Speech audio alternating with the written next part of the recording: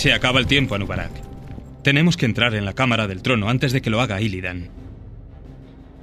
La Cámara del Trono se encuentra en el pico helado del centro del valle. Solo puede abrirse activando los 4 obeliscos encantados que la rodean. Las fuerzas de Illidan ya se han atrincherado cerca de 2 de ellos. Tendremos que hacerles retroceder y reactivar los obeliscos nosotros mismos.